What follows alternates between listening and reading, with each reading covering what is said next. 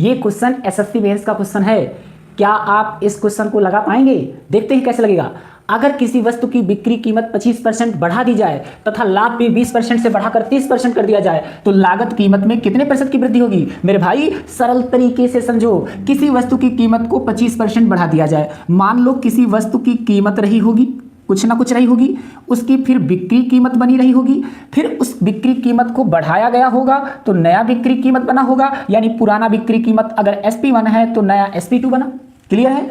कह रहे हैं कि पहले देखा जाए तो बिक्री कीमत को 25% बढ़ा दिया गया, यानी इसको 25% इंक्रीज किया गया, और कह रहे हैं तो लाभ 20% से बढ़कर 30% कर दिया गया, यानी पहले लाभ था कितना? 20% लाभ था, है ना। तो अगर मैं यहां पर देखूं तो अगर CP को मैं 100 मान लूं, CP को क्या मान लूं? 100, तो मेरे भाई 20% की इंक्रीजमेंट हुई तो SP1 बना कितना? 120।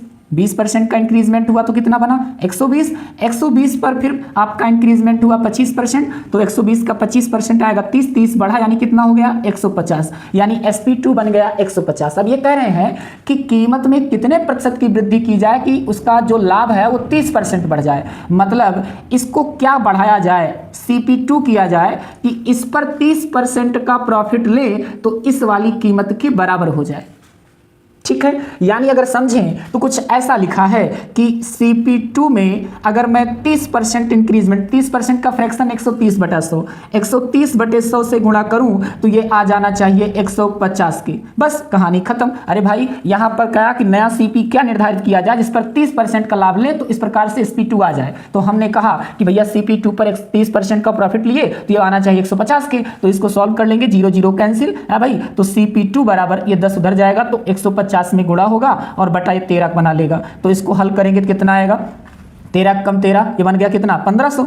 1500 बन गया। इसको हल करेंगे तो कितना आ जाएगा? 1500। 1500 में 13 से भाग करेंगे, 13 कम 13 20 बना, 13 कम 13 है भाई कितना? 70 आया, 13 पचे 65 है भाई, 13 पचे 65, फिर कितना आया? 5 आया, फिर 13 चौका 52, 13 तिया 49 है भाई, फिर कितना आया? फिर उसके बाद आएगा 13 अट्ठे 104, लगभग 8 बार जाएगा, लगभग जाएगा, ये पूरा नहीं आएगा। तो नया CP कितना आ गया? इतना। पुराना CP क्या था? 100। तो CP में वृद्धि कितनी आई भाई? CP में जो वृद्धि हुई वो कितनी हुई भाई? बाद में आ गया CP2 कितना? निकाल लेते हैं, CP2 में से CP1 घटा देते हैं तो CP2 कितना आया है? 115.38 और CP1 आया था कितना? 100, तो घटाएंगे तो आएगा 15.38, लगभग आएगा। तो कौन सा ऑप्शन जाएगा?